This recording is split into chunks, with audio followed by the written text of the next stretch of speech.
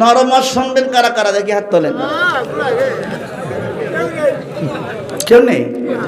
সর্বনাশ, কেউ নেই।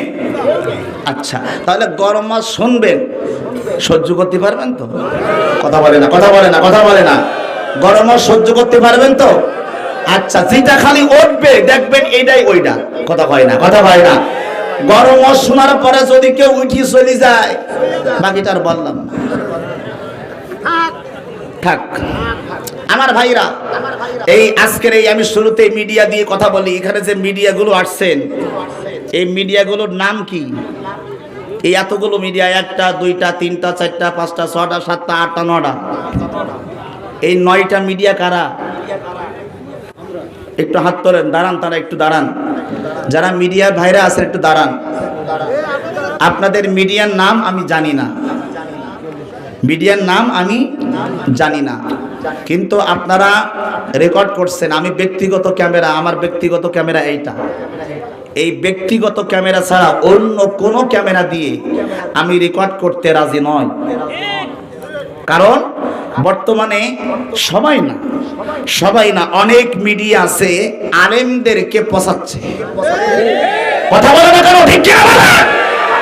এখান থেকে কয়েকদিন আগে শিল্পী কবির বিন সামাদের মাহফিলে এক মিডিয়া, নাম বললাম না, ও নিজে হাতে চিঠি লিখি ভাইরাল করার জন্য কবির বিন সামাদের হাতে চিঠি দিয়েছে যে আমি একজন মহিলা, আমি আপনাকে অনেক ভালোবাসি। খেয়াল করেন, আমি আপনাকে অনেক ভালোবাসি, আমার স্বামী থাকে বিদেশে, আপনার গজলগুলো আমার খুব ভালো লাগে। যখন প্রবাসী গান গান তখন আমার স্বামীর প্রতি খুব দরদ বাড়ে, কিন্তু যখন গজল গাওয়া শেষ হয়ে যায় আপনার প্রতি আমার ভালোবাসা বাড়ে। জোরে কোন সুবহানাল্লাহ। আমি আপনাকে বিয়ে করতে চাই, আমি আপনাকে বিয়ে করতে চাই, ইতি অমুক অমুক অমুক। আজকে সকাল থেকে আমার হৃদয়ের মধ্যে খালি আপনি, ইতি অমুক অমুক অমুক অমুক। এই সিডিটা দেওয়ার পরে শিল্পী কবির বিন সামাদ এইটা পড়েছেন। কবির বিন সামাদের চেনেন না আপনারা? নাটক করে, আবার ওয়াজও করে, ইসলামী নাটক করে, ভালো। কিন্তু ভাইরাল করার জন্য যে মিডিয়া এইটা করলো তার নাম আমি নাই বললাম। আপনারা বলেন এই কথার দ্বারা এরকম কোন চিঠি আজ পর্যন্ত বাংলাদেশের ইতিহাসে কোন মাহফিলে কোন আলেমকে কেউ দিয়েছে? এরা হাত তুলে বলেন না কেন দিয়েছে? দেয় নাই। তাহলে আলেমদেরকে কলঙ্কিত করতে, আলেমদের নাম বুকানি করতে, আলেমদের কালেমা লেপন করার জন্য আজকের কিছু মিডিয়ার কারণে, আলেমরা উল্টা পাল্টা থাম্বনেল মিডিয়া দেওয়ার কারণে বাংলাদেশের অনেক আলেম আজকে জেলখানার মধ্যে বন্দী। কথা বলে না কেন? ঠিক কি? হুজুর ওয়াজ করছে পাটকেল ঘাটার একটা মাহফিল। পাটকেল ঘাটা আপনারা কি চেনেন? একটু ভাই একটু কথা বললে আমি খুশি হব। চেনেন আপনারা?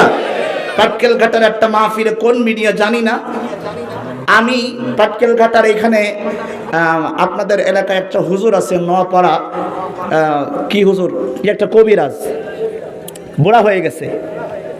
পাটকেল ঘাটা বড় বিলার পাশে একজন কবিরাজ আছে, নামটা জানি না। ওই কবিরাজ, কেউ বলতে পারেন নামটা? জিন তাড়ায়। তো উনি আলেম মানুষ, উনি একটা লাঠি নিয়ে স্টেজের মধ্যে আসছে। খেয়াল করবেন, কি নিয়া? জোরে বলেন, কি নিয়া? লাঠি নিয়ে স্টেজের মধ্যে আসছে। আসার পরে আমার ওনার একটু ব্রেনের সমস্যা হয়েছে, বয়স হয়ে গেছে। লাঠি নিয়ে স্টেজের মধ্যে এসে বলে, নেন লা ইকরাহা ফিদ্দীন, লা ইকরাহা ফিদ্দীন, লা ইকরাহা ফিদ্দীন, ইসলামে কোনো ছাড় নেই, ইসলামে কোনো ছাড় নেই।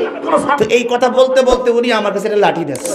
তো আমিও তো মুরব্বী মানুষ, মজা করে আমিও লাঠিটা হাতে নিয়ে বলছি, হ্যাঁ, ইসলামের বিরুদ্ধে যারা কথা বলবে, কোরআনের বিরুদ্ধে যারা কথা বলবে, ওদেরকে আমরা ছেড়ে দেব না, ওদেরকে লাঠি দিয়ে সাইজ করা হবে। কথা তো ঠিক আছে, কথা হয় না? আমার এই যে কথাটা বললাম, এই কথার মধ্যে কোনো ভুল আছে? একটু হাত তুলে কথা বলেন, ভুল আছে? আমার এই কথাটা তো আসলে ভুল না। ইসলামের বিরুদ্ধে কেউ অবস্থান নিলে আমরা তাকে সাইজ করতে চাই। কথা হয় না? ঠিক কিনা? কিন্তু ওয়াজ করলাম কি, আর মিডিয়া তার পরের দিন থাম্বনেল দেশে কি জানেন? বলবো? কথা কয় না। খালেদা জিয়ার ছবি দেশ, বিএনপি ওই যে আপনার কি বলে তারেক রহমানের ছবি দেশে, এরপরে মির্জা ফখরুলের ছবি দেশে, দিয়ে থাম্বনেলের মধ্যে দেশে যে বিএনপির বিরুদ্ধে যারা কথা বলবে আবু হাসান দোহারি ওদেরকে লাঠি দিয়ে সাইজ করবে। কথা কয় না, কথা কয় না, কথা কয় না। আমি তো জানি না, হঠাৎ করে আমার শ্বশুর আমারে ফোন দিছে।